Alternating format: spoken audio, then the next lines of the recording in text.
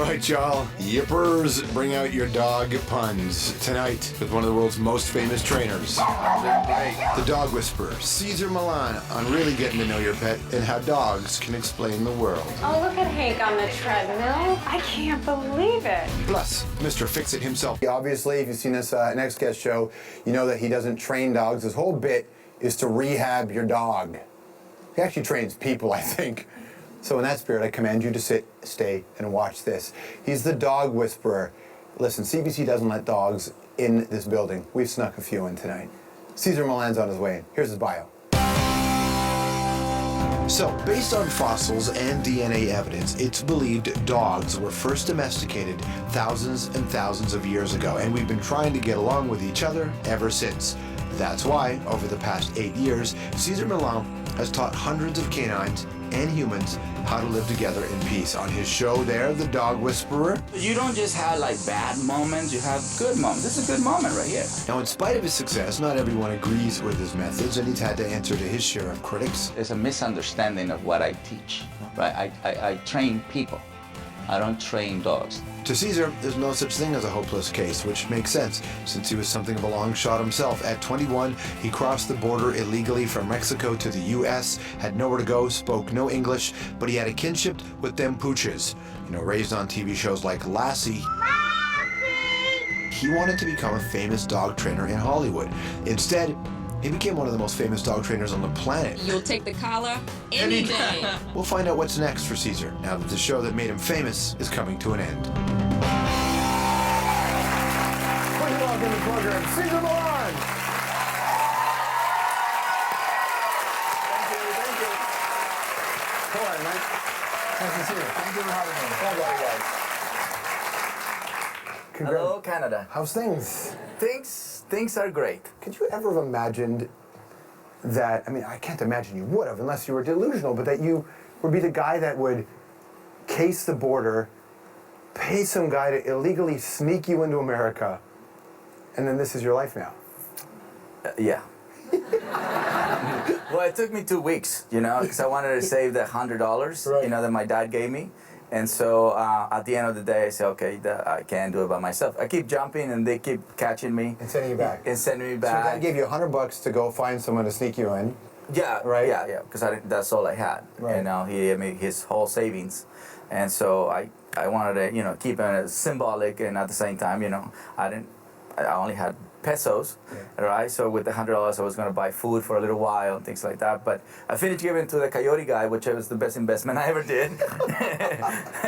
You know, I don't know I was investing, but it became like an investment. You know, the coyote guy not only helped me cross the border, he also paid the taxi. Coyote's the guy that is the one who... Coyote's the guy who helps you, you know, it's like the tour guy. Yeah. That's the one way to look at it. Yeah. So then you're in the States. You're homeless for a while, right? Homeless? Yeah. Yes. Yeah. I live on the freeways for a while. Yeah. Big part of the debate in America right now, certainly in California. You made a choice to go to California. I know many people who get into America can go to Arizona or New Mexico. The immigration debate, the conversation around the illegals, you hear that all the time. Yeah. What do you make of that now? Well, I hope they see what we can do. We can get jobs, you know what I mean? We can make a difference in America. Is Glenn Beck mad at you that you took the dog whispering job away from some American who wanted to whisper dogs? Well, it was available. They just nobody wanted that position. You know, immigrants, we only take empty spaces. We don't take any space. You know, we only take empty spaces. So a pack can only function with all those spaces are filled. Right. An immigrant plays a big role because often we play roles that nobody wants to play. Otherwise, the pack can't move. Right. And so when you get to, so you also, you get a job, not speaking English, you get a job in the dog grooming business? Yeah, I learned to say, do you have application for work?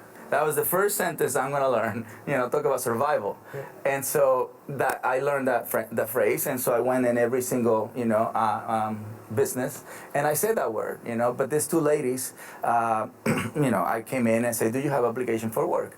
And they started talking to me in English, and I was like, and so they brought me in the back. Thanks God they brought me in the back, because they had a really aggressive Cocker Spaniel. And so they showed me a picture, they gave me the clippers, and I said, all right. So I went and grabbed the dog and started cleaning. And they were, you know, amazed because the dog didn't bit me. Because the reason why I know is because when they got close to the dog, and when I got close to the dog was calm. So they gave me the job. Didn't they used to call you, though, El Perrero? El Perrero, but it's not a good thing. You know what I mean? But they called you Dog Boy, right? Isn't The that? dog boy. Yeah, in America and Canada, it sounds really good. Yeah, I mean, when they call you El Perrero in Mexico, that means you have fleas and ticks. Yes, I was very insecure because of that. You know, I became like the odd kid. Isn't it ironic, though, that all of a sudden everybody's coming to you to be around their dogs now? Like you're the guy that they call. When did you realize it wasn't a curse and when it became a gift? When I jumped the border? Yeah. But were the Yeah. dogs chasing you at that point? No, the dogs weren't chasing me. It's just I realized the people in America were disconnected to somebody who we're in love with. You know, America is in love. I mean, modern society is in love with a dog, but they don't know dog. You know, so they humanize the dog. So that's a big misunderstanding. It's a big disconnection that they do. When you change the identity of someone, you automatically are blocking or suppressing their goals. There's a thing that happened on your show. I mean, it kind of happened, and then it just moved on. And we're watching the clip back going, oh, that was a really big moment on this program. And but it kind of, let me just play this for you. Thank you for the opportunity. Thank you. It was hard. Thank you. I was about to quit. I was about to quit the show. I've never heard you say that before. I know. But hey, look, as part of being a man, right? Going through a divorce is not an easy thing. Yeah. So you feel like, and so when you get a case like this at that level of your life, you don't think you can do anything. Right. That's a big moment right there on that show. And it just kind of happened. I'm a very honest guy, you know. I don't like to hide things, especially because I work with dogs, so you can't hide anything.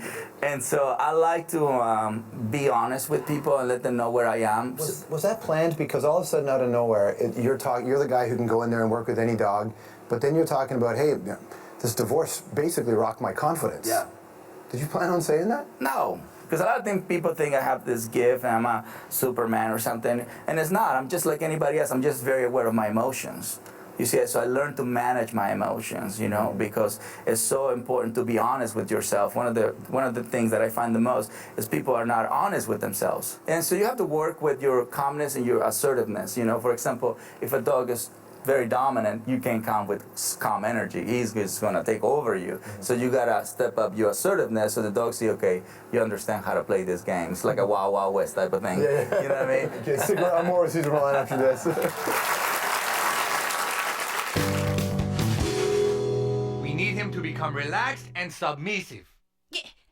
Okay, I'm fine. I'm cool now. May I have some chicken, please? Oh, very good, sweetie. Oh, no, now he's lying. You can tell from his stance he's still aggressive dominant. You can't stand here and eat KFC in front of me! Now hand it over! You can't do that to me! God damn it! This is awesome. Cesar Millan himself, folks. That's amazing. That's great, eh?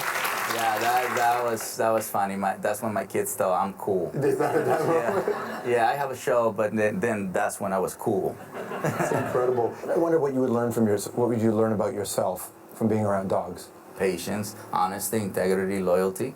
You know, that's the most important thing that I learned from a dog, you know, which is the fundamentals of any relationship. Honesty creates trust. Integrity creates respect. Loyalty, to me, creates love. So those three ingredients are the basics of any relationship. And so it's a lot of dogs that the owners love their dogs, but they don't trust them. Right. You know, Cesar, he doesn't come when I call him. You know what I mean? I don't know why. I give him 500 cookies a day.